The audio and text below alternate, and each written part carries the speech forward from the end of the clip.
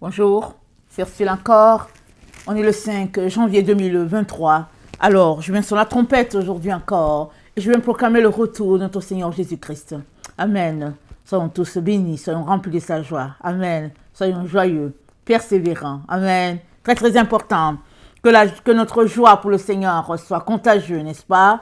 Et que nous puissions continuer de grimper notre montagne tout en sachant que au sommet se trouve notre Dieu. Amen. Les faux pas, ça peut arriver. Mais nous devons faire attention pour ne pas tomber. Et s'il arrive qu'on tombe, comme Jésus-Christ a dit, relevons-nous immédiatement. Ne traînons pas les pattes là au sol. Relevons-nous. Allons demander pardon à Dieu pour notre péché. Amen. Continuons de monter la montagne. Amen. Parce que nous verrons notre Seigneur à coup sûr. Alléluia. Alors, participes-tu au mystère de l'iniquité? Amen. Participes-tu au mystère de l'iniquité? Alors, le mystère de l'iniquité, on va le définir, mais il faut d'abord savoir c'est quoi pour savoir si tu participes à ça ou pas. Alors, dans 2 Thessaloniciens 2, notre frère Paul nous dit que le mystère de l'iniquité agit et que on verra l'impie. Il dit au 2 Thessaloniciens 2, le verset 7, il dit car le mystère de l'iniquité agit déjà. Il faut seulement que celui qui le retient encore ait disparu, et alors paraîtra l'impie, que le Seigneur Jésus-Christ détruira par le souffle de sa bouche, et qu'il anéantira par l'éclat de son avènement. L'apparition de cet impie se fera par la puissance de Satan, avec toutes sortes de miracles, de signes et de prodiges mensongers, avec toutes les séductions de l'iniquité pour ceux qui périssent, parce qu'ils n'ont pas reçu l'amour de la vérité pour être sauvés. Aussi Dieu leur envoie une puissance d'égarement, afin qu'ils croient au mensonge, afin que tous ceux qui n'ont pas cru à la vérité, mais qui ont pris plaisir à l'injustice, soient condamnés. Amen. Alors le mystère de l'iniquité agit, et Paul nous dit que, au verset 7, il nous dit que ça agit déjà, mais il faut que celui qui le retient ait disparu, et paraîtra l'impie, et Jésus-Christ détruira l'impie par le souffle de sa bouche. Amen. Alors, il est en train de nous donner, il nous parle ici de 3 choses. Il dit d'abord, le mystère de l'iniquité agit. Mais c'est quoi le mystère de l'iniquité? Alors, si vous lisez souvent, si vous allez faire des recherches pour savoir ce que ça veut dire, il n'y a pas une seule définition. Alors, les définitions, ils vont juste dire, voilà, c'est un mystère par rapport à un péché donné, par rapport à une fausse doctrine. Pardon, ils vont dire ça comme ça. Ou bien c'est un mystère qui va agir par rapport à un certain mensonge et tout, mais on ne sait pas plus. Ou bien le mystère est lié à la sorcellerie, à la magie. Donc, ça dit, les gens savent que c'est quelque chose de très abominable, mais ils ne peuvent pas mettre le doigt dessus. Pourquoi? Parce que dans leur temps, le degré comment on appelle ça, de péché, de ténèbres n'était pas autant répandu qu'en notre temps. Amen. En leur temps, il y avait un minimum de bon sens, comme on dit. Amen. Il y avait un minimum de bon sens. Il y avait des péchés qui ne se faisaient pas dans la société, quand bien même les gens n'étaient pas enfants de Dieu. C'est-à-dire qu'il y avait le respect mutuel de l'autre, parce que c'est des humains, n'est-ce pas? Alors, dans notre temps, les choses sont dégradées, si bien que finalement, on est comme au temps des juges. Chacun fait ce qu'il veut. Amen. On est comme au temps des juges. Chacun fait ce qu'il veut, chacun s'habille comme il veut, chacun parle comme il veut, chacun mange comme il veut, chacun vit sa vie de débauche comme il veut, à l'église comme à l'extérieur. Chacun fait ce qu'il veut. Alors, si tu n'es pas content, c'est ton problème. C'est toi qui vas sortir de l'église, parce que dans l'église, les gens n'ont pas de problème avec. Et puis, plusieurs personnes ont dit, le témoignage de plusieurs personnes, ils ont dit avant, quand ils voulaient voir les femmes mal habillées, ils allaient dans les bars. Aujourd'hui, s'ils veulent voir les femmes mal habillées, ils vont juste à l'église. Il faudrait les voir avec leur mini-jupe, avec leur poitrine à l'extérieur, avec toutes sortes d'histoires de talons et tout ça, habillement vraiment, en tout cas, dépravé. Voilà. Je parle des femmes, mais les hommes ne sont pas exclus. Des chemises serrées sur eux pour qu'on voit leur poitrine, des chaînes en gourmette cachées quelque part. Et puis bon, voilà, on montre le buste pour montrer que voilà, on est bien bâti. Et puis, quand ils viennent en avant pour prêcher, ils viennent montrer leur corps. Donc voilà un peu ce qui se passe dans les églises aujourd'hui. Peu importe le milieu. Et puis les gens sont là, ils se disent que, ah non, vraiment, il est bien habillé, bien rasé, et puis son parfum sent bon, toutes ces histoires.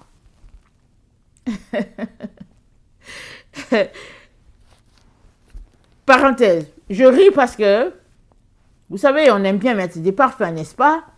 Et puis un temps où dans mon église, il y avait une sœur qui faisait de l'allergie. Ce qui fait que on nous a demandé de ne plus mettre le parfum.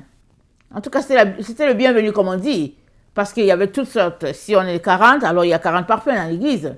Alors l'air était plus sain. Mais toujours est-il que je n'en mettais pas à l'église.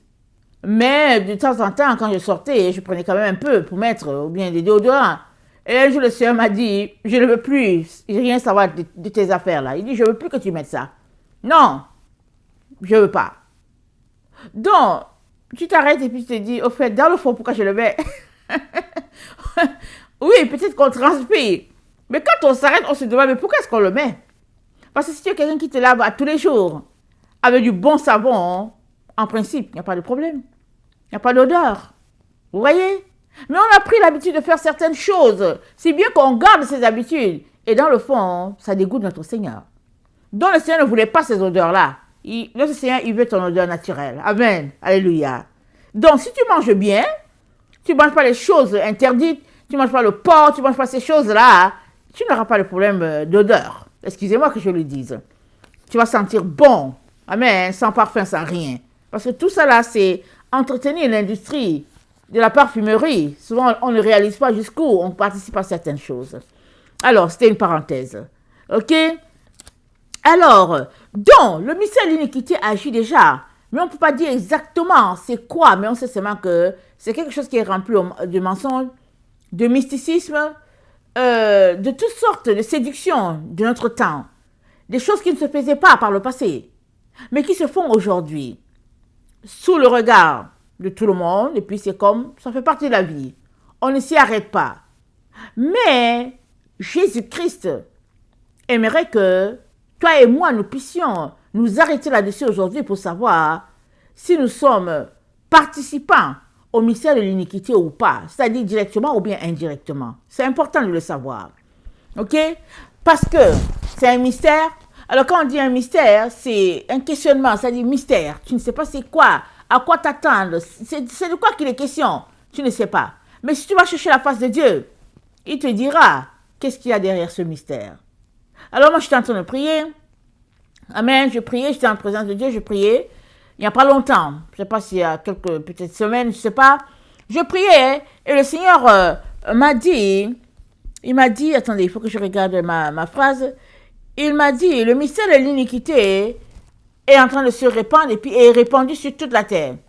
Et c'est en train de se répandre et pas à peu près.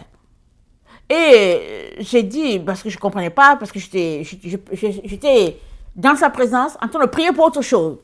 Et lui, il me parle du mystère de l'iniquité qui est en pleine expansion. Et j'ai dit, comment, Seigneur? Il a dit, c'est le temps où Satan est en train d'élargir ses cordages. Amen. Par rapport à cette parole-là, cette parole de mystère de l'iniquité.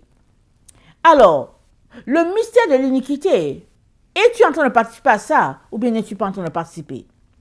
Alors, le simple fait que tu vis sur cette terre à ce temps-là, à ce temps précis-là, il se pourrait que tu sois en train de participer sans le savoir.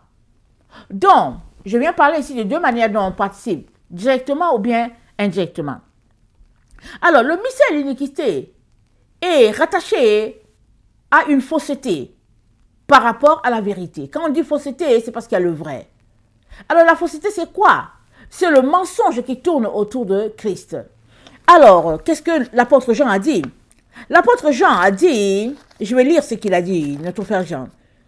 Il a dit, attendez.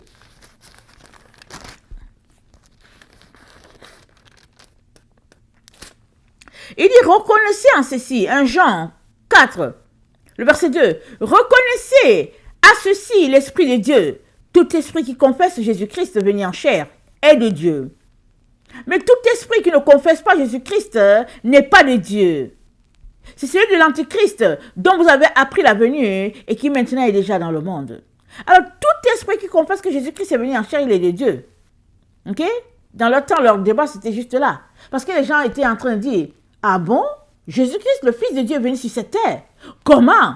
Alors les gens se disent, oh non, mais je te crois pas, je te crois pas. D'autres disent, oui, oui, c'est vrai, le Fils de Dieu est venu. Ils se disent, mais comment? Le Fils de Dieu, Dieu a un fils? Donc voilà où se tournait leur débat.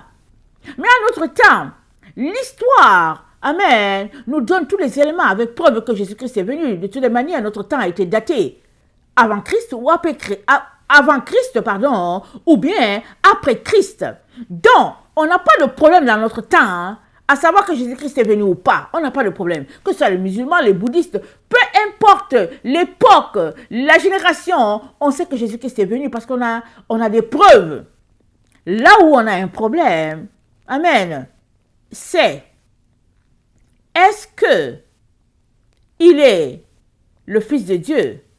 Est-ce qu'il est Dieu? Ou bien est-ce qu'il est une personne ordinaire? On n'a pas de problème à ce qu'il soit venu.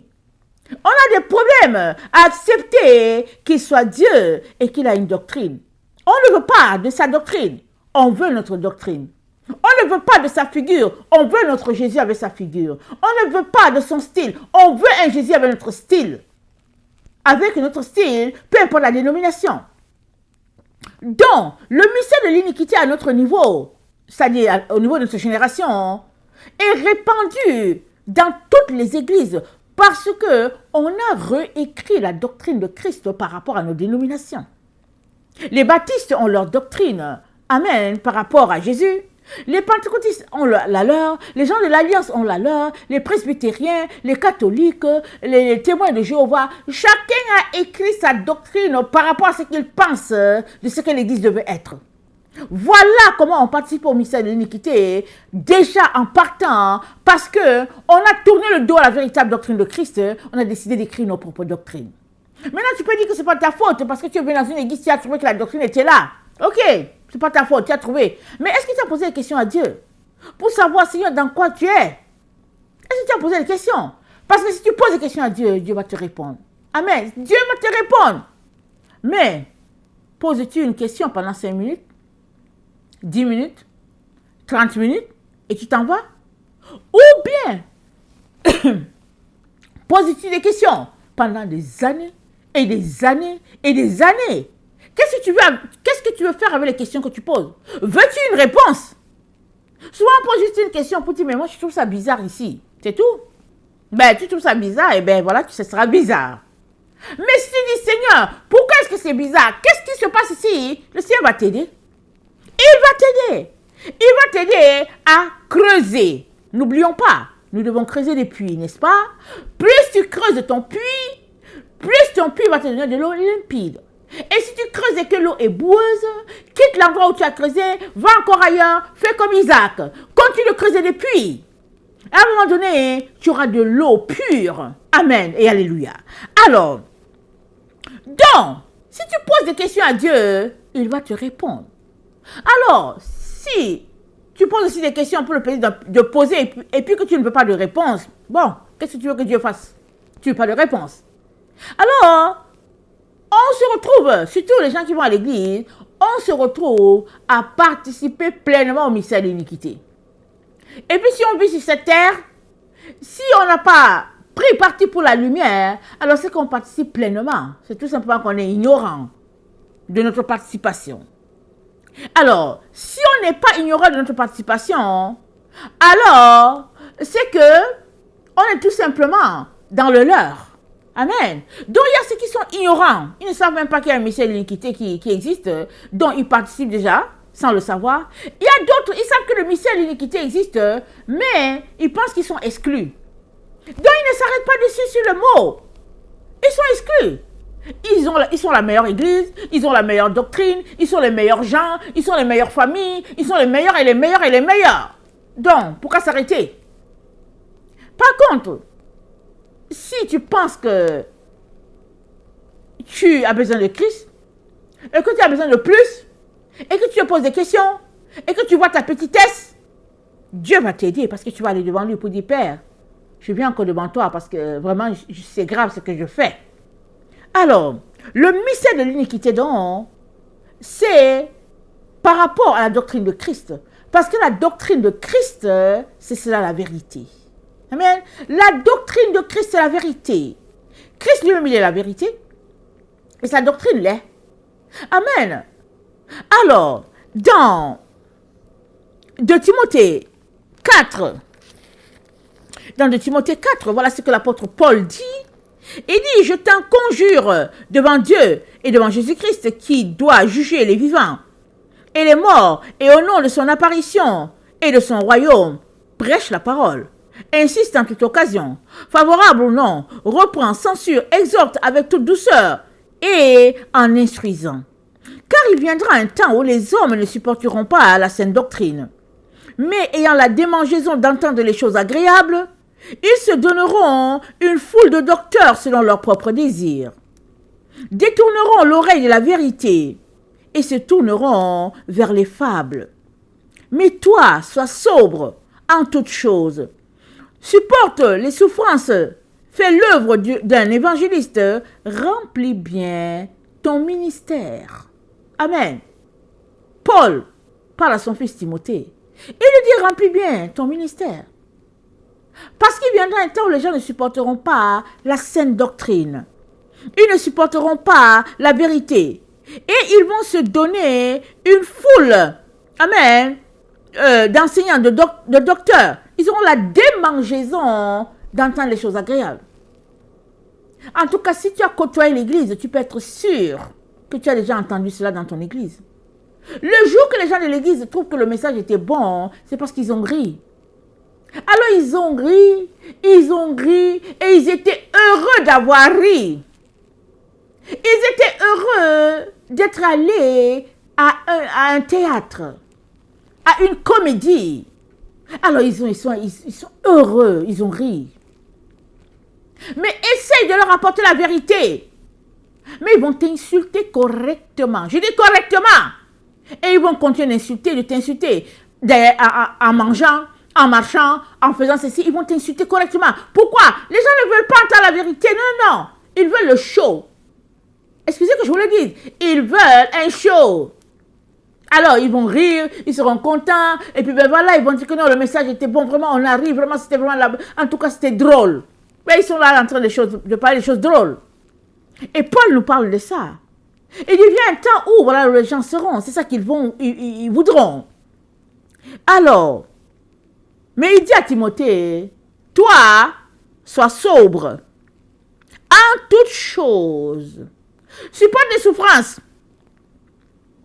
Pourquoi dit-il supporter les souffrances? Parce que si tu prêches la vérité, alléluia, si tu prêches Christ, alléluia, ils vont t'insulter correctement. Correctement. C'est comme ça fait partie. Combien de fois est-ce que j'ai été réveillé par le Seigneur? Je dors, laissez-moi me réveiller. Je dis, Seigneur, qu'est-ce qu'il y a? Il dit, ben, les gens sont regroupés pour t'insulter. Je dis, ok, c'est bien, Seigneur. Amen, c'est bien, Seigneur. Alléluia.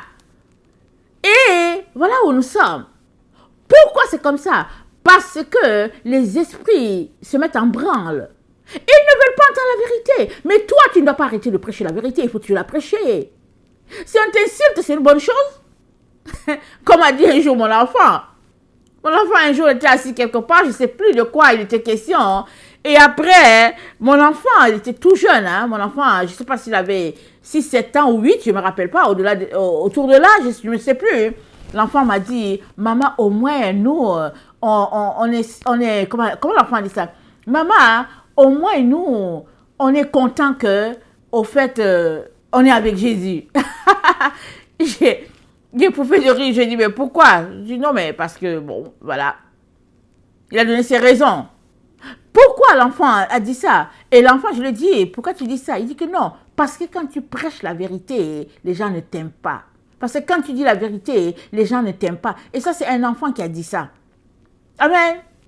Parce que la vérité se sait. La vérité se sait. On sait cela. Et voilà le temps dans lequel on est. Et ce temps-là, c'est le temps où le mystère de l'iniquité agit. C'est-à-dire que le péché est élevé sous toutes ses formes, à tous les degrés possibles. Le péché est élevé jusqu'à dans le milieu où c'est supposé être saint. Je vous ai raconté l'histoire de cette famille qui cherchait une église. Ils ont cherché une église, cherché une église dans la ville. Cherché parce qu'il vient d'arriver. Finalement, le mari dit à sa femme, j'ai trouvé une église, allons-y. Alors, ils se lèvent, ils s'en vont à l'église. Ils arrivent devant l'église. L'enfant qui a 4 ans ou 5 ans, l'enfant pique une crise devant la porte de l'église. Et puis, les gens qui font asseoir comment on appelle ça? Les gens qui font asseoir les fidèles viennent dire que c'est quoi? L'enfant frappe les pieds pour dire je n'entre pas. Je n'entre pas. L'enfant criait, il frappait les pieds, il ne voulait pas entrer. L'enfant a dit niet, je n'entre pas. Niet. Alléluia. Merci Seigneur pour nos enfants. L'enfant n'est pas entré. Donc la maman a regardé son mari, elle a dit à son mari, elle a dit bon, désolé. Ils sont retournés à la maison. Mais l'église était quoi? L'église était noire. Il était 10 heures du matin ou bien 11 heures. L'église était comme dans un bar, une boîte de nuit, avec les couleurs là, multicolores là, et puis ça tournait, et puis les gens chantaient la louange au Seigneur. C'est se moquer de Dieu, n'est-ce pas? Et voilà où on est rendu. C'est le temps dans lequel on est. Donc, le mystère de l'iniquité, il agit au niveau de la doctrine, il agit au niveau de nos assemblées, parce que tout est permis, surtout les ténèbres, surtout la noirceur, surtout ce qui plaît, qui frappe l'œil. Alors, ne viens pas parler de vérité de Jésus. Les gens ne veulent pas entendre ça. S'il te plaît, tais-toi. C'est ça qu'ils vont te dire. Amen. Ils vont te dire ça, ils vont te dire tais-toi. Mais Paul nous dit que il viendra ce temps-là. Et nous sommes dans ce temps-là. Mais il nous dit, supporte les souffrances. Fais l'œuvre d'un évangéliste, remplis bien ton ministère. Si tu marches avec Jésus, si tu prêches la vérité, il y a des souffrances qui viennent avec. Ça fait partie. Jésus a souffert, les apôtres ont souffert, alors je ne vois pas comment tu ne vas pas souffrir. Ça fait partie, c'est un package. Amen. C'est dans la boîte. Alléluia, ça vient avec. Alors mais si toi tu prêches, les gens t'aiment, alléluia, sache que c'est parce que tu ne prêches pas la vérité. Il faut que je te le dise, tu n'es pas en train de prêcher la vérité. Alors, les gens vont t'aimer parce que tu les fais rire. Mais si tu prêches la vérité, alléluia, ils vont t'insulter. Surtout si tu es une femme. Ils vont t'insulter. Et ils vont te dire que oui, Paul a dit que la femme ne doit pas parler. Maintenant, allons-y voir Paul. Si Paul a vraiment dit ça ou pas, qu'est-ce qu'il voulait dire? Alors, si Paul a dit que la femme ne doit pas parler, pourquoi Dieu lui a donné une bouche? Pourquoi Dieu a donné la bouche à la femme? Amen. Parce que la femme, il a donné la bouche à la femme pour louer le Seigneur. Alléluia. Mais il a donné la bouche à la femme pour proclamer la vérité. Il a donné la bouche à la femme pour prêcher, pour répandre la vérité. Amen et alléluia. Dieu n'a jamais dit à la femme de ne pas prêcher. C'est où? C'est écrit où? Il a dit à la femme de prêcher la parole. Il a dit multipliez, répandez. Il dit assujettissez la terre. Il l'a dit à Adam et à Ève. Il l'a dit aussi à toi. Maintenant, si tu te fais voler, c'est dommage.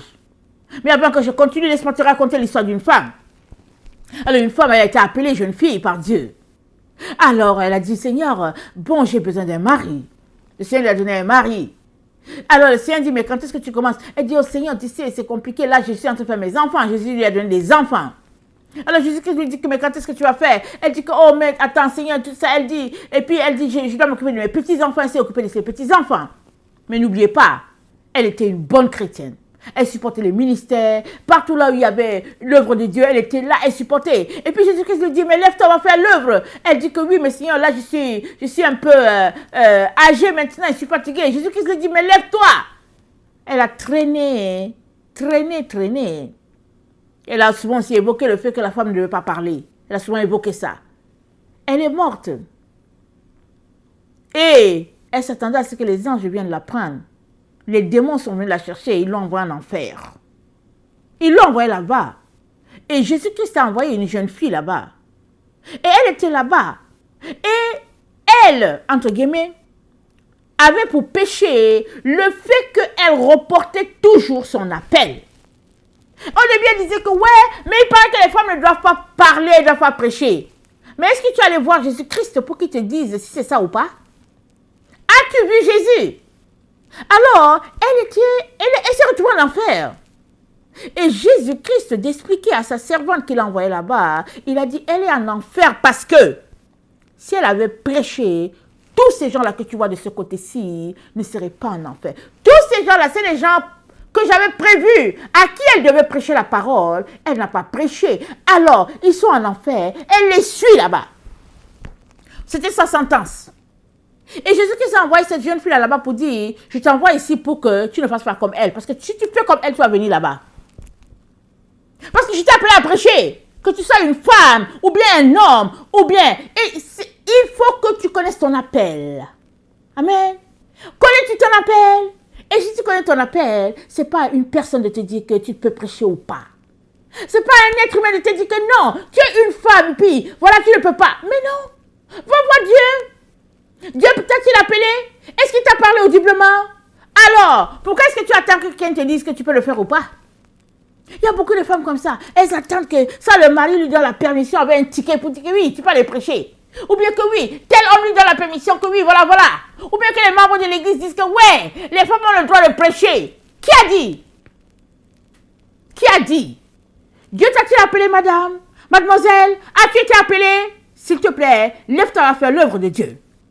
Lève-toi, va devant Dieu, pleure, jeûne, prie. Dieu va t'aider. Parce que si tu t'amuses à ne pas faire ce que Dieu t'a appelé à faire, alors sache que tu ne verras pas sa face. Il faut que je te le dise la vérité. Si tu n'es pas en train de faire ce que Dieu t'a appelé à faire, ce que tu es en train de faire, c'est que Satan attend de toi. Ne crains pas les hommes. C'est pas grave. Tout ce qu'ils vont faire, ils vont t'insulter. Aller, retour, matin, midi, soir. Ils vont t'insulter. Mais c'est bien. C'est ta nourriture. Tu auras une bonne odeur. tu auras une bonne odeur devant Dieu. Devant les hommes, ils vont t'insulter. Matin, midi, soir. Pas grave. Comme je vous dis, pas grave. Continuez de faire l'œuvre de Dieu. Il y a toujours de l'opposition. Il y a des mécontents. Si quelqu'un s'assoit pour t'insulter, si quelqu'un s'assoit pour t'insulter, matin, midi, soir, c'est parce qu'il n'a rien à faire. Amen. Il n'a rien à faire. Ou bien, elle n'a rien à faire. Si elle avait quelque chose à faire, elle n'aurait pas le temps de parler de toi. Alléluia. Si elle parle de toi, c'est que tu es tellement importante et qu'elle n'a rien à faire, alors elle trouve un sujet à combler. Mais toi, tu as quelque chose à faire. Alléluia. Prends ta Bible. Mets-toi à prêcher la parole de Dieu. Amen. Et arrache les âmes. Amen. Qui sont sur le point d'aller en enfer. Arrache-les et envoie-les dans la maison de Dieu. Et tu auras ta récompense le jour que tu verras la face du Père. Amen. Soyez bénis. Alors, qu'est-ce que je disais?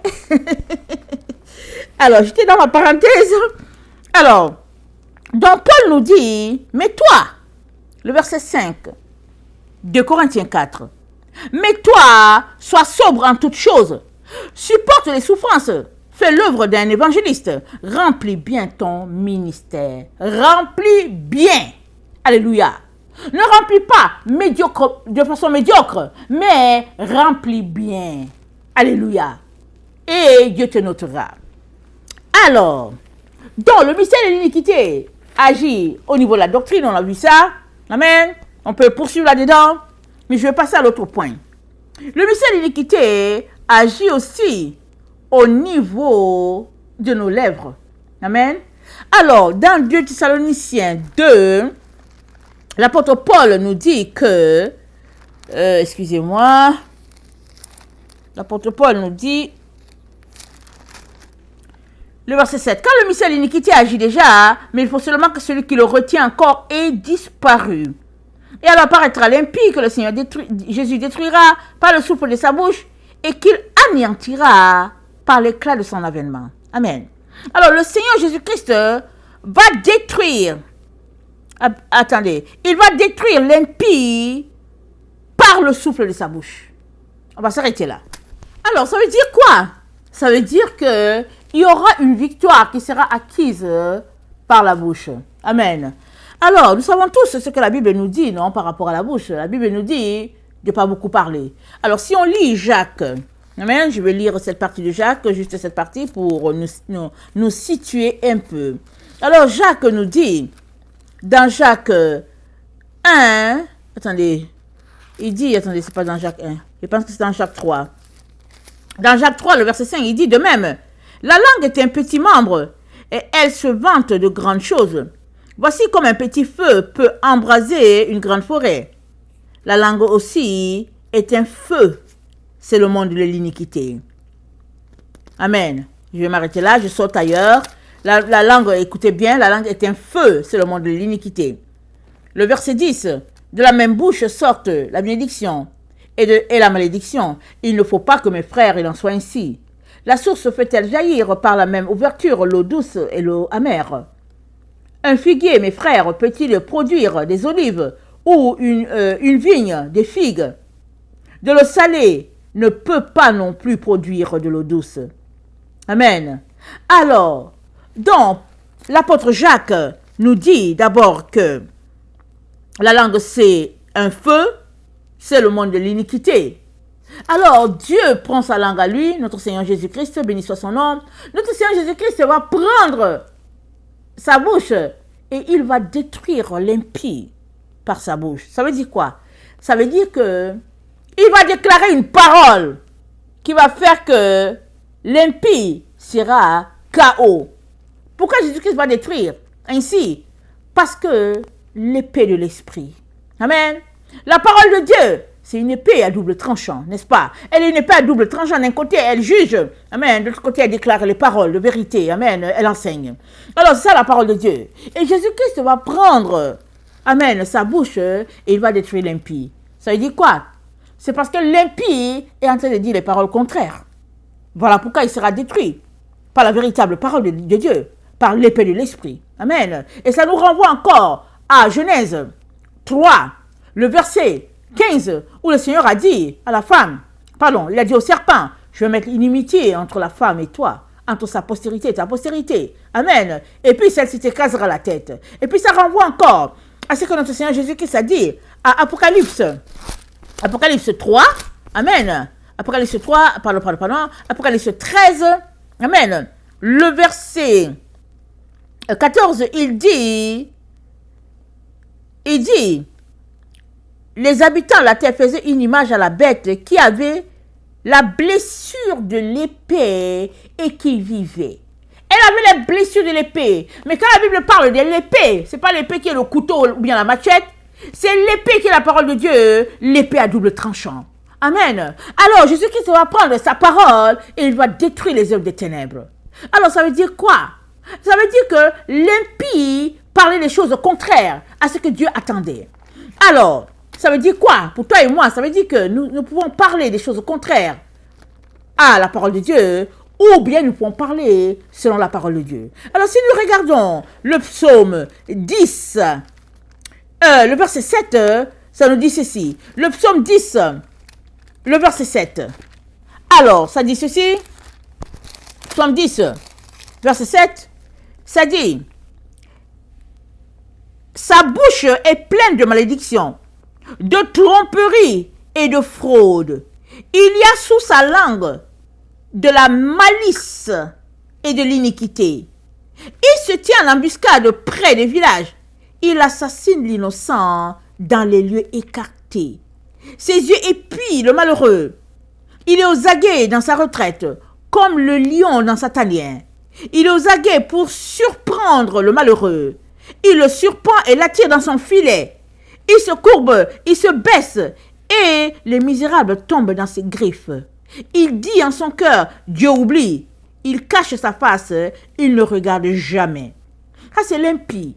Ça, c'est le méchant. Parce que c'est écrit au verset 4, le psaume 4. Pardon. Le psaume 10, le verset 4, ça dit, le méchant dit avec arrogance, Dieu ne punit pas. Il n'y a point de Dieu. Voilà toutes ses pensées. Ses voies ne réussissent pas. Ses voies réussissent en tout temps. Voilà, les voies du méchant réussissent en tout temps. Et puis, sa bouche est pleine de malédictions, de tromperies et de fraude. Donc, l'impie, le fils de perdition, voilà son travail. Sa bouche est pleine de fraude, de mensonges, de toutes sortes de séductions, des histoires vraiment bizarres. C'est ce que la Bible dit. Et Jésus-Christ va venir le détruire avec sa propre bouche, Jésus. Pourquoi? Parce que la guerre se passe maintenant au niveau de la bouche. Amen. Et ça, ce n'est pas juste à cet endroit que la Bible dit. On est en pleine guerre. Et la guerre dans laquelle on est, c'est une guerre d'esprit à esprit. Et ça se passe avec la bouche. Alléluia, merci Seigneur. Ça se passe avec la bouche. Si tu le sais, alléluia, amen, alors ferme ta bouche. Mais si tu ne le sais pas, ta bouche t'emportera et te conduira en enfer. Alors écoute-moi bien. On est dans la guerre de bouche. Ça se passe de bouche à bouche ici. On va regarder les Écritures. Alors, Apocalypse 12, ça nous dit quoi? Apocalypse 12, le verset 15. On va à Apocalypse 12. On va un peu tourner les passages parce qu'il faut que je vous montre ce qui se passe. Apocalypse 12, le verset 15. Le verset 11. Ils l'ont vaincu à cause du sang de l'agneau et à cause de la parole de leur témoignage. Ils n'ont pas aimé leur vie jusqu'à craindre la mort. Amen. Je répète, ils l'ont vaincu à cause du sang de l'agneau et à cause de la parole de leur témoignage. Dans leur bouche, alléluia, déclarer la vérité de Dieu, c'est comme ça qu'ils ont vaincu le serpent. Amen. Alors, Apocalypse, attendez, j'ai lu 2 Timothée, Jude 16. Jude 16, Jude, il y a un seul verset, ok? Il y a un seul chapitre, alors il n'y a pas de, voilà. Il y a un seul chapitre dans Jude. Alors, Jude 16, le verset 19, ça dit, ce sont les gens qui murmurent, qui se plaignent de leur sort, qui marchent selon leur convoitise, qui ont à la bouche des paroles hautaines, qui admirent les personnes par motif d'intérêt. Mais vous, bien-aimés, souvenez-vous des choses annoncées d'avance par les apôtres, notre Seigneur Jésus-Christ. Il vous disait qu'au dernier temps, il y aurait des moqueurs, marchant sans les convoitises impies. Amen. Ce sont ceux qui provoquent des divisions, hommes sensuels, n'ayant pas l'esprit. Amen et alléluia. Donc, la bouche sert à faire beaucoup de choses. Par notre bouche, on peut faire des dégâts terribles, ou bien on peut recevoir des bénédictions exponentielles par notre bouche. Pourquoi? Parce que la bouche du juste débite des paroles différentes de la bouche de l'insensé. Alors, si nous lisons Proverbe 12, le verset 13, ça nous dit ceci. Ça nous dit, il y a dans le péché des lèvres un piège pernicieux, mais le juste se tire de la détresse.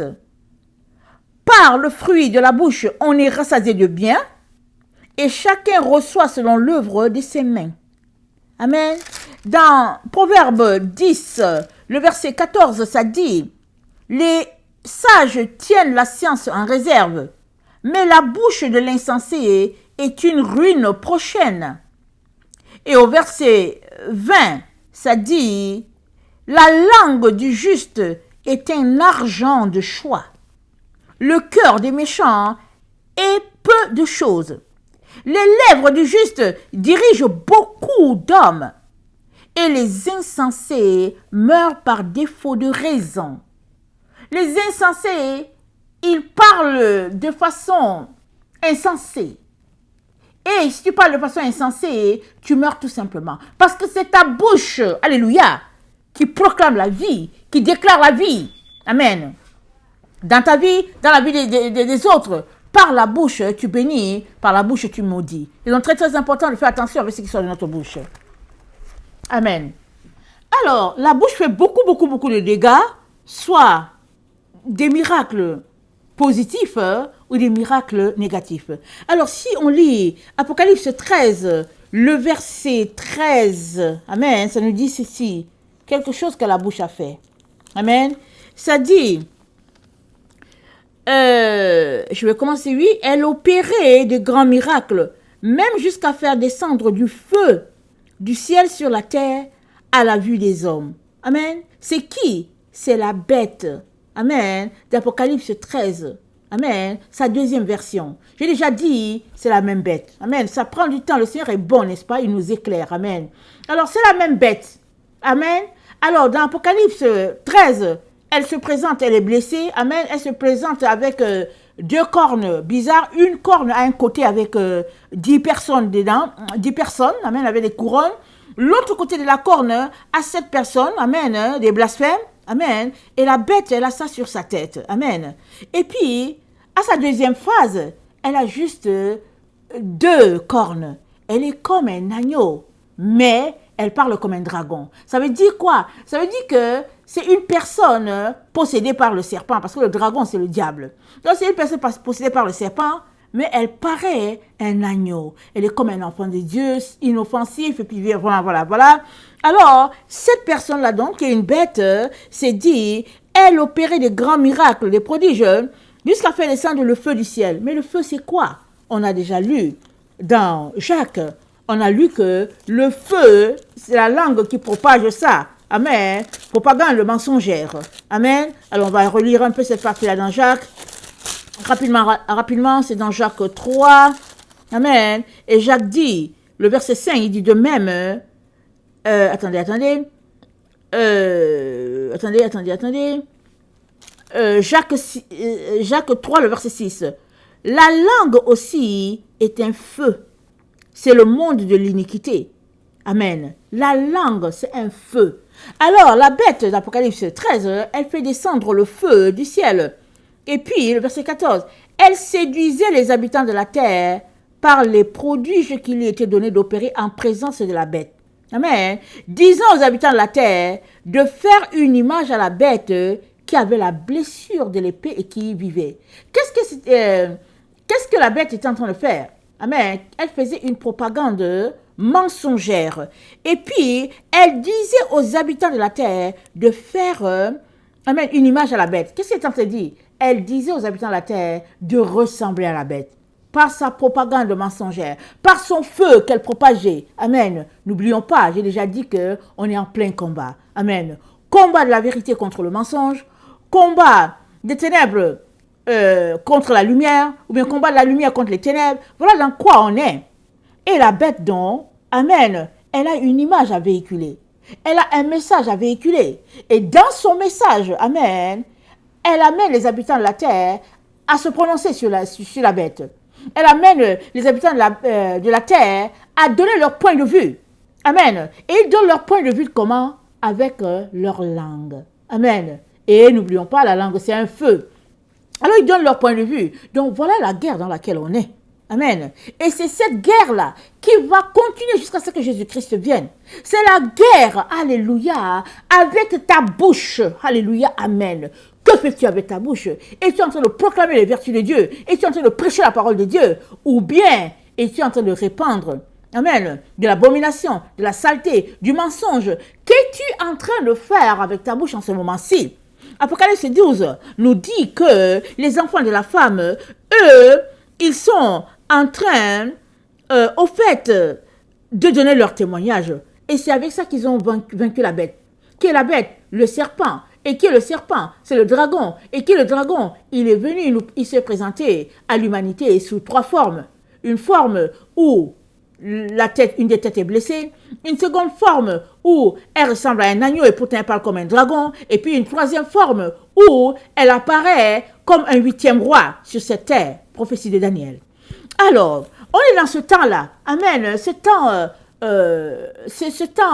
comment on appelle ça?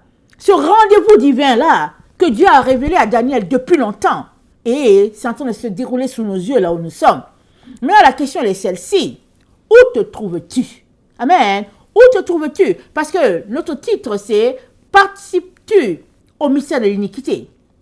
Et tu es en train de participer. Et j'ai dit que, oui, parce qu'on est arrivé dans ce temps-là, on participe souvent malgré nous. Tu peux participer parce que tu ne sais pas et tu es du côté de la bête, du côté du dragon. Tu ne sais pas.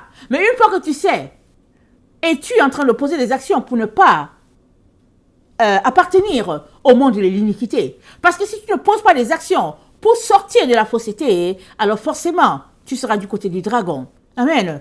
Et dans Apocalypse 12, le verset 15, on a une information poignante ici. C'est dit, et de sa bouche, le serpent lança de l'eau comme un fleuve derrière la femme, afin de l'entraîner par le fleuve. Amen. Alors le serpent lance un fleuve derrière la femme. Et la femme, c'est qui? On sait que la femme, c'est la véritable église de Jésus-Christ. Mais ici, on est en plein combat, la femme dragon. Alors le serpent lance un fleuve contre la femme. Et c'est quoi encore le fleuve? Le fleuve, amen, c'est encore les paroles débitées, n'est-ce pas? C'est les paroles, parce qu'on sait que la parole de Dieu, c'est de l'eau. Amen. L'eau limpide comme le cristal, Apocalypse 22, l'eau qui coule du trône. Et puis, l'eau, Jésus-Christ a dit à la femme samaritaine, Jean 4, il a dit, si tu savais celui qui te parle, tu lui demanderais de l'eau, il te donnerait de l'eau de vie. Et puis, cette eau-là, c'est la parole de Dieu, la pure parole de Dieu, la vérité, la doctrine de Christ. Alors, le serpent, il lance un fleuve contre la femme, c'est-à-dire qu'il débite des paroles vraiment mensongères, des paroles de ténèbres contre la femme. Mais voilà ce qu'Apocalypse 16, Apocalypse 12, le verset 16 nous dit. Il dit, et la terre secourut la femme. Et la terre ouvrit sa bouche et engloutit le fleuve que le dragon avait lancé de sa bouche. Amen. Alors la terre secourut la femme, ça veut dire quoi? Nous sommes sur la terre. Ici, la terre, quand la Bible parle de la terre, amen, elle est en train de parler des enfants de Dieu qui sont sur la terre versus les enfants de Dieu qui sont au ciel. Amen. Donc, quand tu lis la Bible et que la Bible parle de la terre, très très souvent, elle n'est pas en train de parler du monde. Elle est en train de parler de l'église de Dieu, l'église de Jésus-Christ sur la terre. Alors, la terre secourit la femme, ça veut dire quoi? Ça veut dire tout simplement que pendant que le serpent était débité de l'eau sale en direction de la femme et puis afin de l'emporter, alléluia, il y a des enfants de Dieu qui reçoivent la doctrine, la véritable doctrine. Parce que n'oublions pas, quand ça parle de la femme, l'église de Jésus-Christ. La véritable église de Jésus-Christ, c'est elle la femme. Amen. Alléluia. Et puis effectivement, la femme, elle est le reflet de Marie, n'est-ce pas? Parce que Marie, c'était la personne qui a été choisie par Dieu. C'est la fleur qui a plu à Dieu. Et puis à travers elle, Dieu est venu mettre la vérité sur la terre. Il a envoyé son fils. Alors, la terre secourt la femme, c'est-à-dire que les enfants de Dieu, amen, se retrouvent tout simplement à choisir de marcher selon ce que Dieu a déclaré. Amen. Donc l'église de Jésus-Christ, amen, qui marche selon la vérité, reçoit la doctrine et puis se met tout simplement à faire le contraire de ce que le serpent veut faire. Parce que le serpent envoie des fleuves. Il envoie un fleuve, n'est-ce pas, c'est dit, pour emporter la femme. Il envoie des paroles sales, des paroles mensongères. Il envoie toutes sortes de propagande. Il envoie du feu pour emporter, alléluia, ce que Dieu est en train de faire. Amen. Mais il y a des enfants de Dieu qui décident, dont les yeux s'ouvrent, ils disent niet, niet. Et ces enfants de Dieu, ils proclament la vérité. Amen. Ils prêchent la parole de Dieu, ils donnent leur témoignage. Et puis c'est dit quoi? C'est dit qu'ils l'ont vaincu. Ils ont vaincu le serpent. Alléluia. Parce qu'ils ont refusé d'entrer dans ses propagandes mensongères, d'entrer sur sa façon de faire, sur sa parole, sur sa fausse doctrine. Tout ça, ils ont refusé. Ils ont dit, nous, on va s'aimer la vérité, on va proclamer la vérité, on va annoncer la vérité. Alléluia. Donc, voilà ce que le Seigneur est en train de nous présenter ici. Et puis, dans Deutéronome 6, amen, le verset 6, il est important qu'on sache ceci. Deutéronome 6, verset 6, Dieu dit à Israël, amen, et ces commandements que je te donne aujourd'hui seront dans ta bouche, seront dans ton cœur. Tu les inculqueras à tes enfants et tu en parleras quand tu seras dans la maison, quand tu iras en voyage, quand tu te coucheras et quand tu te lèveras. Tu les liras comme un signe sur tes mains et ils seront comme des frontaux entre tes yeux. Et tu les écriras sur les poteaux de ta maison et sur tes portes. Amen. Je répète. Et ces commandements que je te donne aujourd'hui seront dans ton cœur. Qu'est-ce que tu feras de cela? Tu les inculqueras à tes enfants. Amen. Tu les inculques comment? Tu en parleras quand tu seras dans ta maison, quand tu iras en voyage, quand tu te coucheras et quand tu te lèveras. C'est-à-dire quoi? De ta bouche, alléluia, tu vas proclamer la vérité à tes enfants. Tu vas proclamer, tu vas enseigner les commandements de Dieu à tes enfants. Amen. C'est ça le commandement que Dieu nous a donné. Amen. À tous ses enfants. C'est-à-dire que nous devons utiliser notre langue, alléluia, pour propager la vérité, pour déclarer les oracles de l'Éternel. Amen. C'est ça les consignes de notre Dieu. Amen. Maintenant, si tu ne t'es pas retrouvé à faire ça, alors sache que le faux feu sera ton lot. Ça sera ta part. Amen. Pourquoi? Parce que si tu n'es pas en train de proclamer la vérité de Dieu, alléluia, c'est que tu es en train de mentir. Et Dieu ne veut pas cela pour toi. Il ne veut pas que tu sois en train de mentir. Voilà pourquoi, dès en partant, dès que tu donnes ta vie à Jésus-Christ, il te dit voici les commandements, observe-les.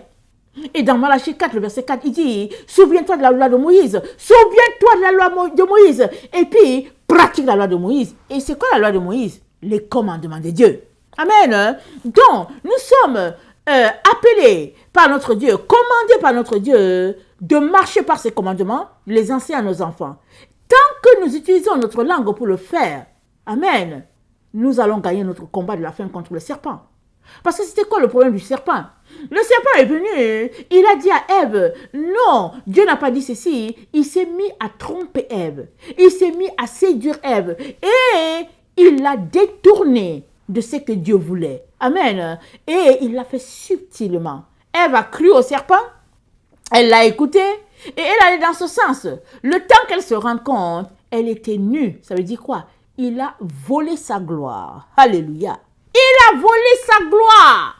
Il a volé la gloire de Ève et la gloire d'Adam. Comment? Par un mensonge, par une subtilité. C'est la même chose qui se passe encore aujourd'hui. Même chose. Pendant que tu es là, en train d'écouter quelqu'un qui débite des mensonges, il est en train de voler ton habit. Il est en train de voler ta gloire. Il est en train de voler toute ta réputation. Oh, il vole tout de toi. Mais tu ne sais pas. Tu es là, tu dis, ouais, c'est un enfant de Dieu. Oui, c'est une servante de Dieu. Elle est servante de Dieu. Mais qu'est-ce qu'elle est en train de t'enseigner? Qu'est-ce qu'elle est en train de te prêcher? Qu'est-ce qu'elle est en train de te dire? Qu'est-ce qu'elle est en train de répandre comme mensonge sur la terre? Tu gobes, tu manges. Et puis, tu ne seras pas étonné, n'est-ce pas? Si à la fin de tes jours, tu te retrouves dans le même endroit que ces gens-là que tu écoutes. Ces gens-là avec qui tu causes. Ces gens-là avec qui tu manges. Ces gens-là, amen, avec qui tu partages. Amen, de l'abomination, de la pourriture, du mensonge. Et ça, c'est le but du serpent. Retournons dans Apocalypse 12. Le verset 15, c'est dit quoi? Le serpent a envoyé un fleuve contre la femme afin de l'emporter. Pourquoi le serpent est contre la véritable doctrine de Christ? Parce que la doctrine de Christ, c'est la vérité. Parce qu'avec la doctrine de Christ, tu as l'eau pure. Tu as le reflet de Christ. Amen. Dans sa doctrine. Avec la véritable doctrine de Christ, tu arriveras devant le trône. Alléluia. Tu verras la face du Père. Voilà pourquoi le serpent ne veut pas. Il répand des mensonges. Il répand des faussetés. Et puis les comportements sont des comportements hideux, abominables. C'est ça le serpent. Tu reconnais le serpent par les actions qu'il pose. Tu reconnais l'enfant de Dieu aussi par les actions qu'il pose. Amen. Et Dieu te dit, à l'heure où nous sommes là, c'est le combat de bouche à bouche. Alléluia, de bouche à bouche. Qu'est-ce que tu es en train de proclamer en ce moment? Et tu es en train de proclamer la vérité? Et tu es en train de déclarer les oracles de Dieu? Et tu es en train de prêcher la parole de Dieu? Et tu es en train de dire au peuple de se repentir? Parce que si c'est ça que tu fais, amen et alléluia, le Seigneur est avec toi. Mais si ce n'est pas ça que tu fais, sache que le fleuve que le serpent a envoyé sur la terre risque de t'emporter. Dieu ne veut pas cela pour toi. Alors, le diable a toutes sortes de stratégies pour nous détourner de la voie de la vérité. Amen. C'est sûr que la langue est un élément très, très important dans la façon dont il fonctionne. Pourquoi? Parce que, alléluia, Dieu a dit et la chose a réalisé. C'est réalisé. C'est dit quoi? Dieu dit que la lumière soit et la lumière fut. Et nous avons été créés à l'image de Dieu. C'est-à-dire que tout ce que nous déclarons, ça finit par se réaliser. C'est pourquoi il faut faire très attention pour avancer des paroles. Il faut faire très attention. C'est mieux de ne rien dire. De laisser, c'est-à-dire de fermer sa bouche, de mettre un zip, de mettre une fermeture à ta bouche et puis de rester tranquille. Mais si, en fait, tu t'amuses à débuter les paroles comme ça risque de devenir quelque chose de terrible. Amen. C'est pour cela que Dieu nous met en garde. Il dit, celui qui parle beaucoup ne manque pas de péché.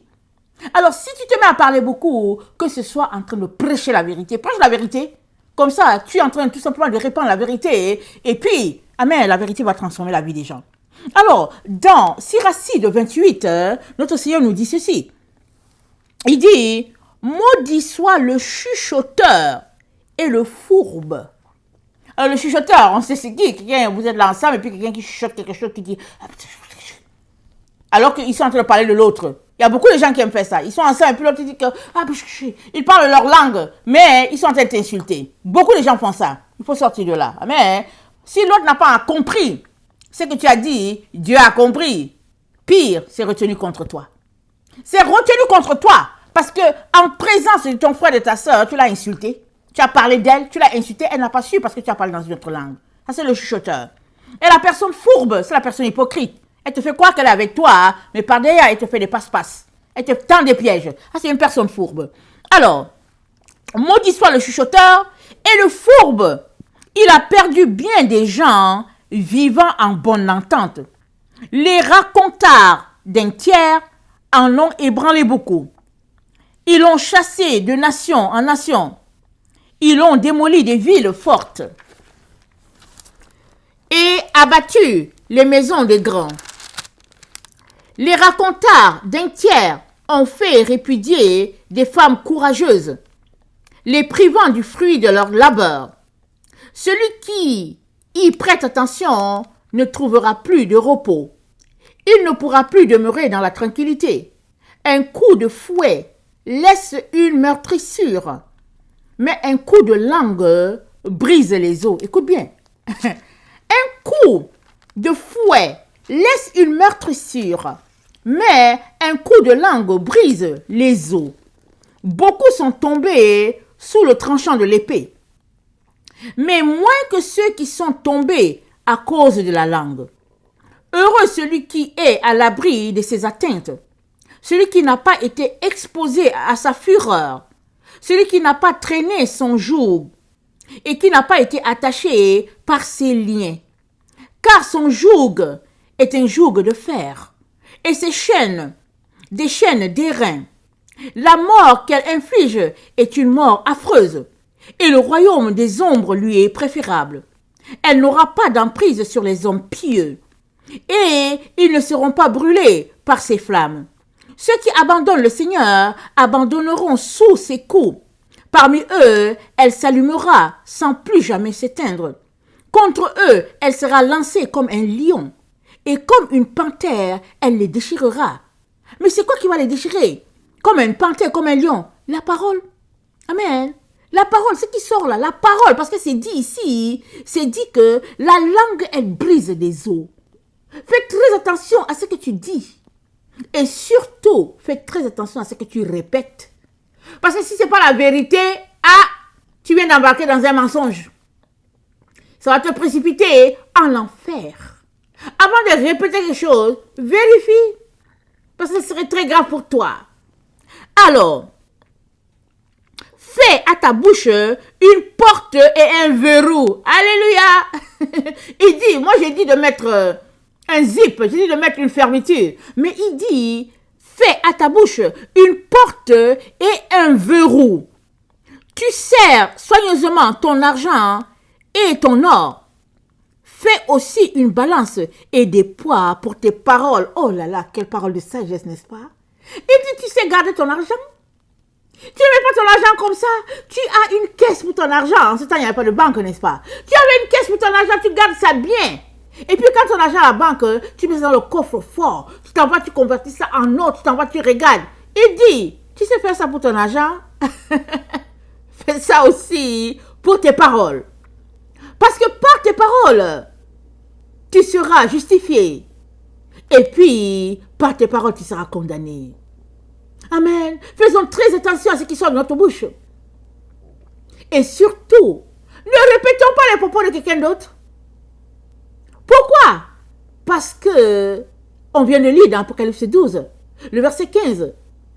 Le serpent a envoyé un fleuve pour emporter la femme et ses enfants. Mais qui est la femme? La doctrine, la véritable doctrine de Jésus, la véritable église de Jésus-Christ. Le serpent a mis en place des stratégies, des doctrines, et puis toutes sortes de paroles, de slogans, toutes sortes de réunions, toutes sortes de situations pour pouvoir emporter les véritables enfants de Dieu. Donc, nous devons faire très attention. Parce que si tu es là, tu fais la promotion d'une doctrine, alors que ce n'est pas la doctrine de Dieu, tu as un problème grave. Parce que Dieu a dit quiconque enlèvera et retranchera une parole. Il dit, je vais aussi le retrancher. Alors, quelle doctrine suis-tu? Dans quelle église vas-tu? La promotion de qui fais-tu? Amen. Très, très important de savoir où tu te situes à ce moment où nous nous trouvons. Amen.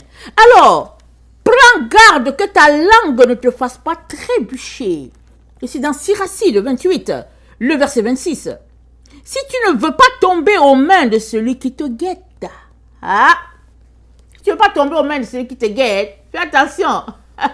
Il y a des gens, ils viennent, ils t'écrivent, ils te disent, mais tu sais, comment tu vas et tout. Ils veulent juste te faire parler. Ou bien ils t'appellent pour dire, je t'appelais pour bonne année. Et puis ils te font parler. Pourquoi? Ils veulent te tirer le verre du nez. Non, thank you. Pas de bonne année. Laissez faire.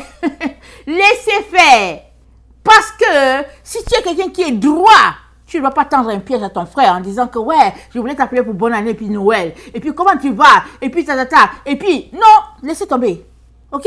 Laissez tomber. Si tu veux m'appeler, prends ta Bible et toi à lire. Ça va te faire du bien. Donc, l'ennemi a toutes sortes de stratégies pour nous détourner des voies de Dieu. Mais en tant qu'enfant de Dieu, on doit faire très très attention. Pourquoi? On est dans le temps de la subtilité des subtilités. Tu es là dans ton coin, tu n'as rien demandé à quelqu'un, les gens t'emportent dans une direction terrible. Je vous ai raconté mon histoire. Et moi, je suis en train de prier. Je prie ici dans la présence de Dieu. Dans sa présence, en train de prier, en train d'intercéder. Les gens veulent sortir mon esprit. Deux personnes viennent, ils veulent me faire sortir de moi. Je dis, qu'est-ce qui se passe ici, Seigneur? C'est quoi? Le Seigneur me dit, sois calme. Sois calme. Parce qu'avec le ministère de l'iniquité, le serpent, le diable pense qu'il se permet tout. Il y a des gens qui sont sur la terre, ils sont remplis de sorcellerie, des choses terribles. Et leur mission, c'est de faire tomber les autres. Et tu dois faire très attention pour savoir avec qui parles-tu, avec qui manges-tu, qu'est-ce que tu racontes. Parce qu'il y a plusieurs qui ont des pactes avec le diable sans savoir que c'est le diable. Le diable ne va pas venir avec des cornes. Hein? Laisse-moi te dire, le diable n'a pas des cornes sur la tête. Non. Le diable, c'est une personne comme toi et moi. Désolé que je te le dise. Pourquoi? Parce que c'est un esprit, l'esprit de l'adversaire. Il habite des gens. Alors, soit tu es habité par l'esprit de Dieu, alléluia, soit tu es habité par l'esprit de Satan. Alors, comment sauras-tu si c'est Satan ou pas? Satan, il est multiplié dans plusieurs personnes. Comme Jésus aussi, il est multiplié dans ses enfants. Alléluia.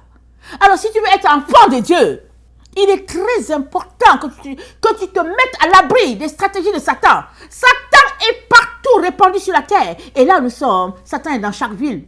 Il est dans chaque quartier. Il est partout. Il est à la télévision. Il est sur Internet. Il est partout sur nos cellulaires. Il est partout en train d'emporter le plus grand nombre.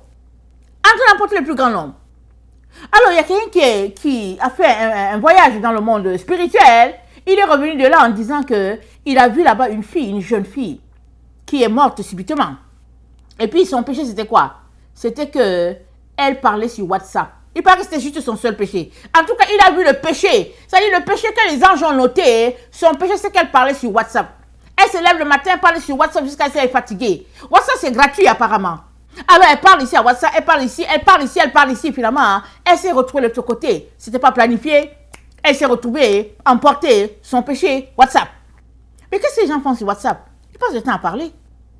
Aujourd'hui, avec la technologie, tu es là, au Canada, et tu parles comme ça, en un instant, avec quelqu'un qui est au Japon.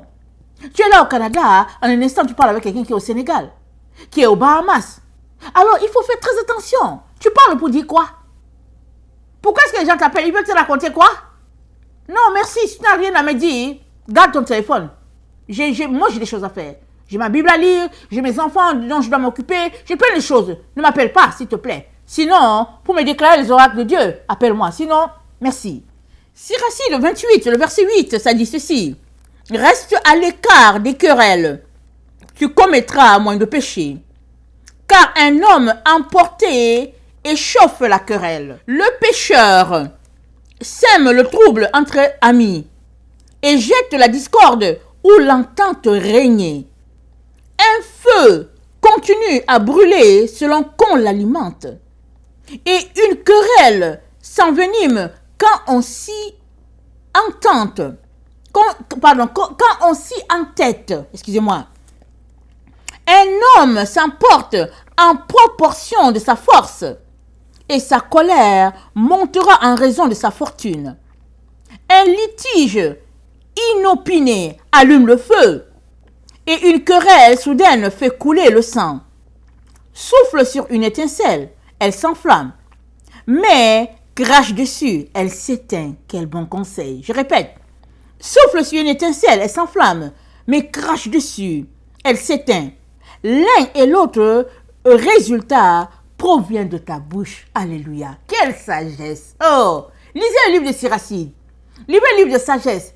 Lisez le livre, amen, de Proverbes. C'est rempli de sagesse. Et ça, c'est les conseils de notre Dieu. Alors, il te dit quoi? Il dit, souffle sur une étincelle. Elle s'enflamme. Mais crache dessus. Elle s'éteint. Et l'un et l'autre, les résultats, ça provient de la bouche.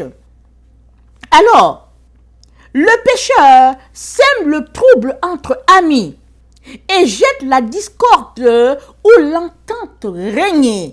C'est le travail du pécheur, pas de l'enfant de Dieu. Mais si tu sais reconnaître les œuvres de Dieu, ramasse tes jambes à ton cou, fuis. Fuis. Si tu vois quelqu'un venir pour te parler de quelqu'un, fuis. Fuis. Parce qu'on est dans les derniers moments des derniers moments.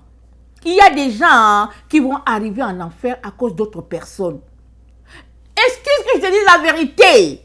Tu vas arriver en enfer à cause de quelqu'un d'autre pour rien, mon frère, ma soeur. Sors de là. Ramasse tes jambes, fuis.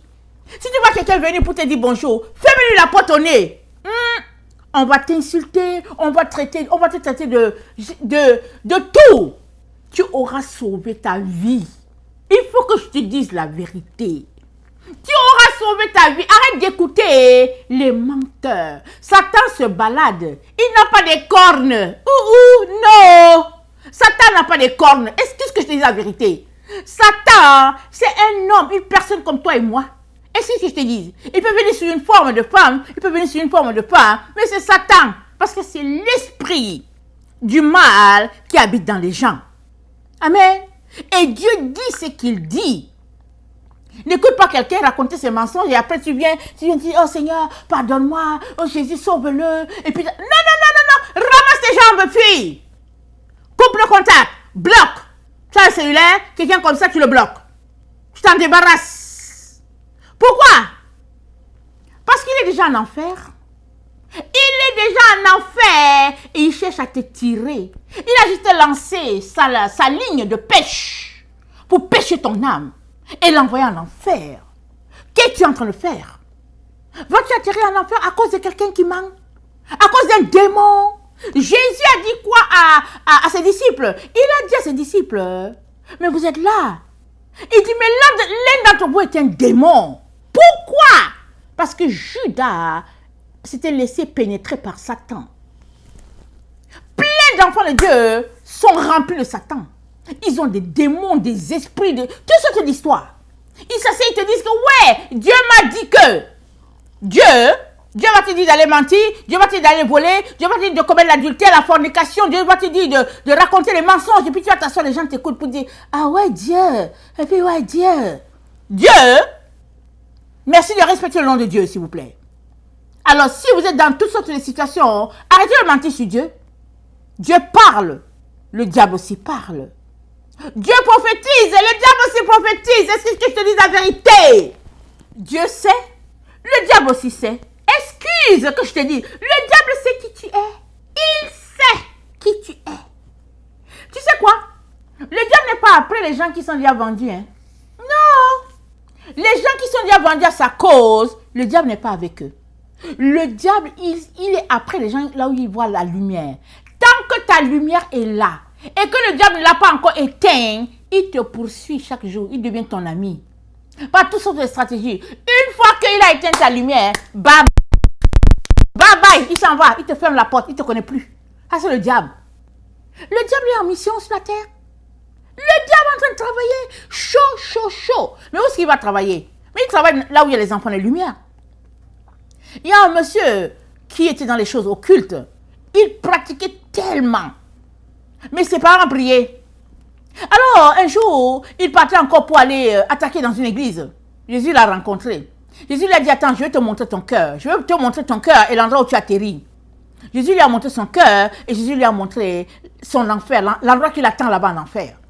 Le monsieur a décidé de changer immédiatement. Il a dit, niet, niet, niet. Il a refusé, il dit, il ne veut plus. Il a décidé de changer. Mais vous savez quoi?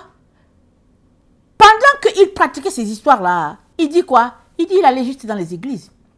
Il dit, je ne vais pas dans les églises qui sont déjà mortes, elles sont mortes, alors je vais chercher quoi là-bas? Il dit, il n'y a aucune âme là-bas. Il dit, mais quand je sais qu'il y a une âme de lumière dans une église, il dit, j'y vais.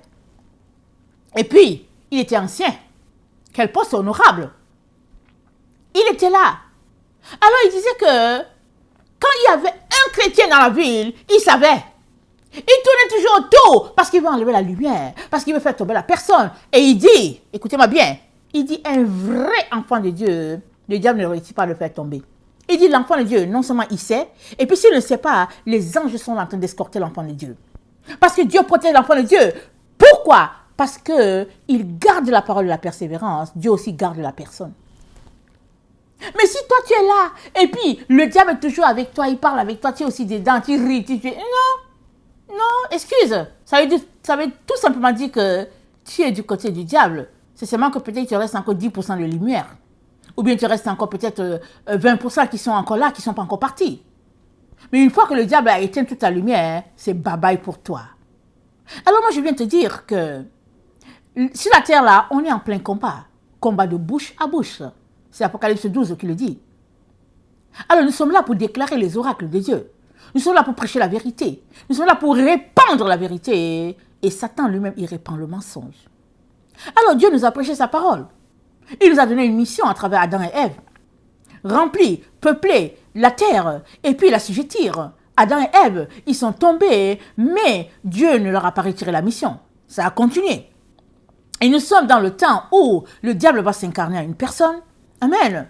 Et puis, il est très important que tu puisses marcher d'une manière droite pour ne pas être emporté. Beaucoup seront emportés, malheureusement. Par toutes sortes de stratégies. Parce que le serpent, il était tout simplement un serpent, mais il est devenu un dragon. Il est répandu dans les institutions, il est répandu dans les hôpitaux, dans les églises, au niveau de la religion, au niveau des finances. Il n'y a pas un endroit, même à l'école, partout, il est partout. Partout dans les enseignements de nos enfants, il est partout. Tu dois tout faire pour sortir de la subtilité.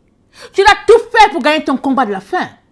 Et ce combat, c'est de bouche à bouche. Alors, je vais lire les 2 autres passages que j'ai préparés et après, on va conclure. Amen.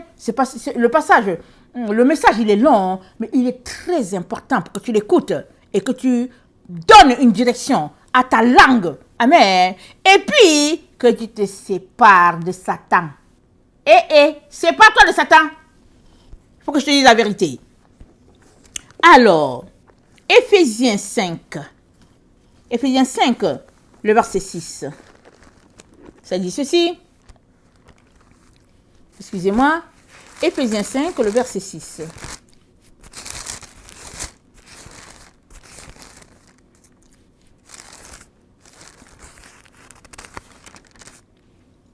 Que personne ne vous séduise par le vain discours. Car c'est à cause de ces choses que la colère de Dieu vient sur les fils de la rébellion. N'ayez donc aucune part avec eux. Autrefois vous étiez ténèbres, et maintenant vous êtes lumière dans le Seigneur. Marchez comme des enfants de lumière. Car le fruit de la lumière consiste en toutes sortes de bonté, de justice et de vérité. Examinez ce qui est agréable au Seigneur. Et ne prenez point part aux œuvres infructueuses des ténèbres, mais condamnez-les. Car il est honteux de dire ce qu'ils font en secret. Mais tout ce qui est condamné est manifesté par la lumière, car tout ce qui est manifesté est lumière. Condamnez les œuvres des ténèbres. Quand tu condamnes une œuvre de ténèbres, tu ne restes pas encore autour de la personne. Tu ne parles plus avec la personne. Tu ne manges plus avec la personne. Tu ne ris plus avec la personne. Tu ne te laisses pas pour savoir est-ce que la personne est passée par où et puis ici. Non. Tu ramasses tes jambes à ton cou et tu fuis. Tu coupes les ponts. Tu fermes ta porte. Tu tires tes rideaux. Voilà comment tu condamnes les œuvres de ténèbres. Pourquoi? Parce que c'est question de vie ou de mort. Soit tu marches avec Satan, soit tu marches avec Jésus. C'est pas compliqué. C'est très simple comme bonjour.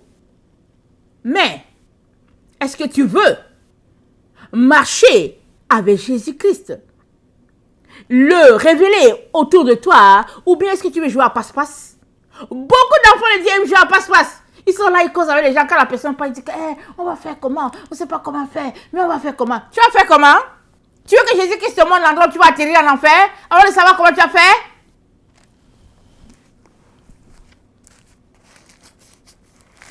2 Timothée 2, le verset 23.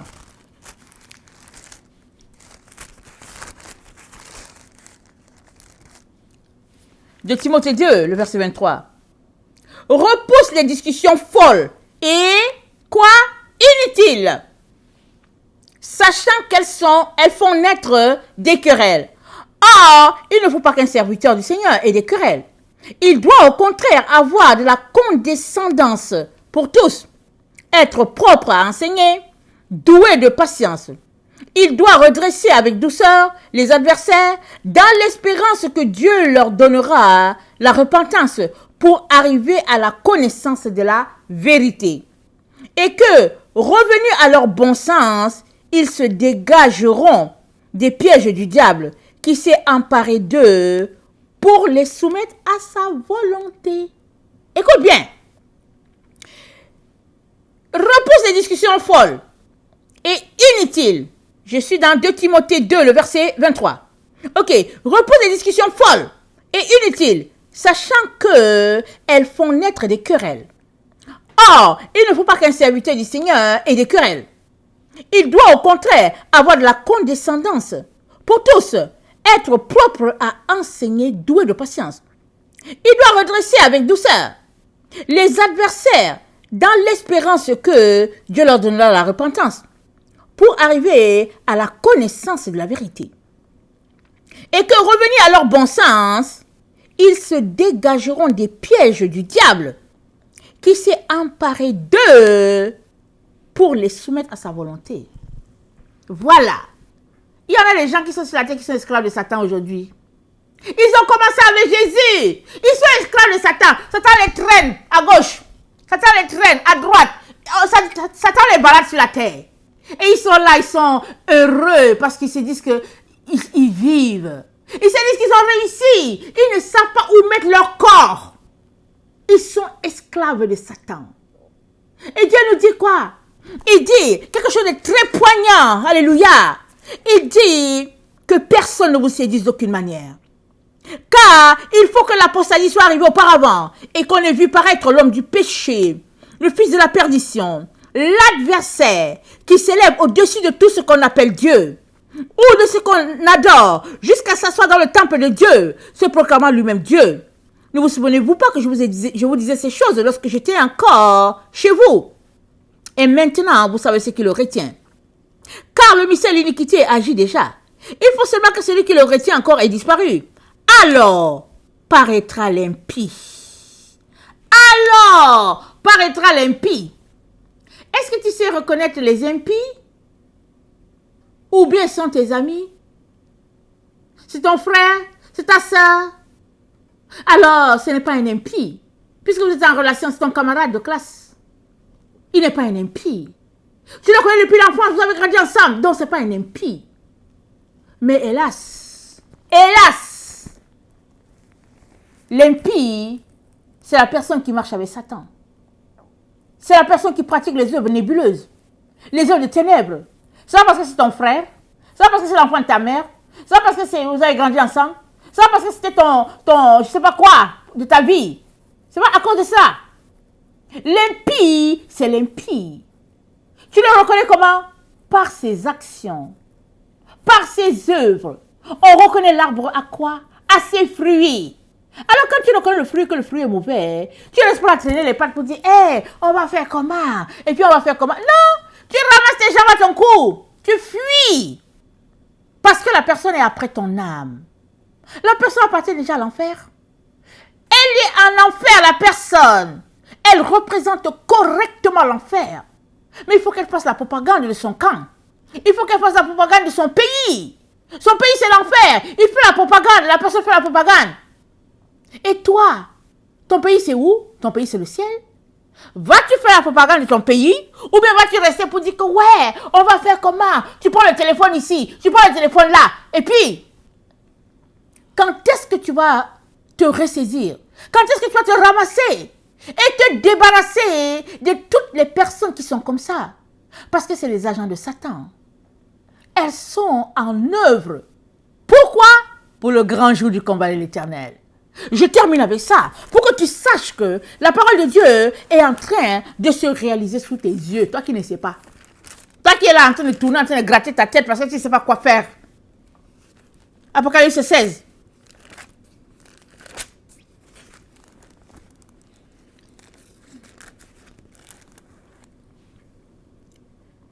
Le verset 12. Le 6e versa sa coupe sur le grand fleuve l'Euphrate, et son eau tarit, afin que le chemin des rois venant de l'Orient fût préparé.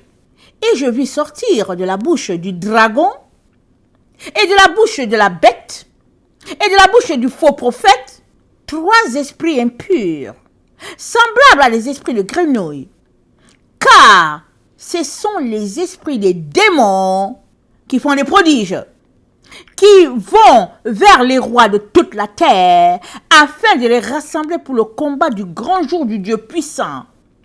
Amen. Il les rassemble. Pourquoi? Mais parce que le diable, il faut qu'il ait son équipe, n'est-ce pas?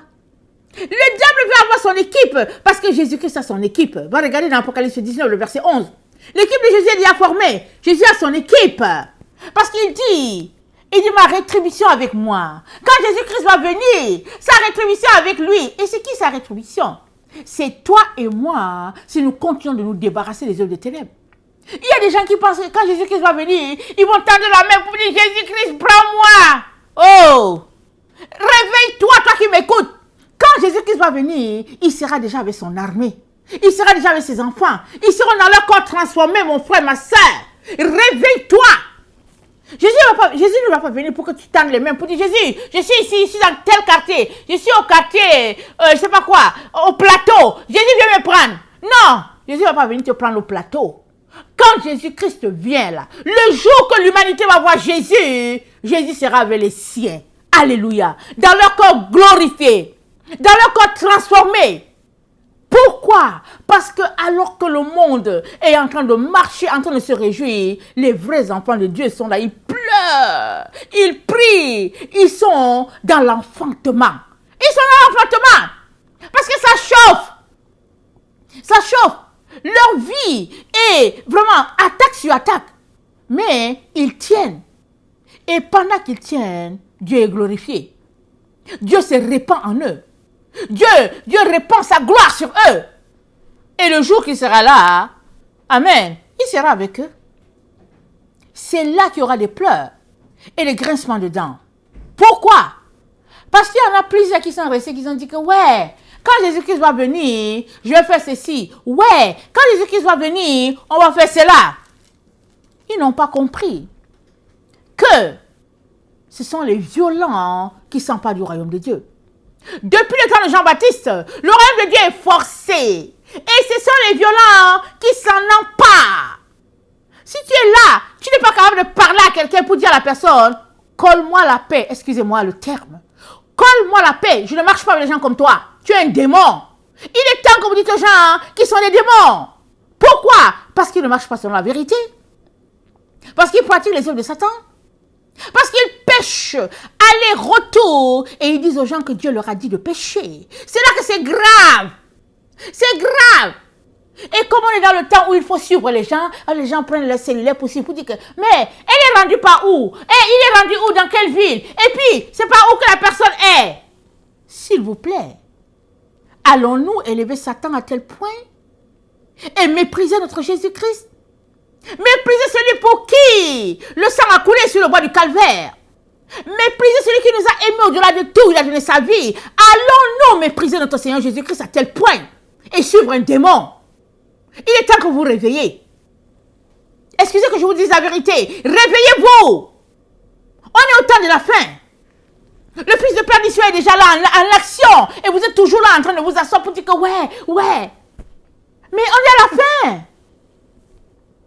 Quand est-ce que vous allez vous réveiller? Quand est-ce que vous allez vous repentir et puis crier à Dieu de sauver vos âmes? Mais prier, ce n'est pas suffisant. Il faut poser des actions. Il faudrait poser des actions. Par exemple, fermer la porte à une personne de ce genre. À une personne qui commet abomination sur abomination. Et puis elle te dit que Dieu a dit que. Et puis tu n'es pas capable de mettre la personne dehors. Et puis quand tu vas te retrouver en enfer, qu'est-ce que tu vas faire? Le diable va rire. Il va bien se moquer de toi. Bien. Pourquoi? Parce que le mystère de l'iniquité est en pleine action. Il n'y a que ceux qui marchent dans la vérité, qui discernent ce qui se passe. Il n'y a que ceux qui sont droits et purs de cœur, qui discernent et qui disent non, je coupe les ponts, je ne veux plus. Mais les autres sont là pour dire ouais, on ne sait pas comment faire, mais c'est compliqué, hein. Et puis bon, voilà. Que le Seigneur bénisse sa parole. Et qu'il nous donne à tous, à vous comme à moi, de nous tenir devant la vérité, de la regarder en pleine face et de dire non, je ne veux pas prendre ce chemin-là. Non, je me sépare de telle personne. Parce que le mystère de l'iniquité a l'œuvre et je ne veux pas être emporté par l'iniquité. Je veux que la parole de Dieu, la pure parole, l'eau pure vienne me laver, me purifier et faire que je fasse partie des élus.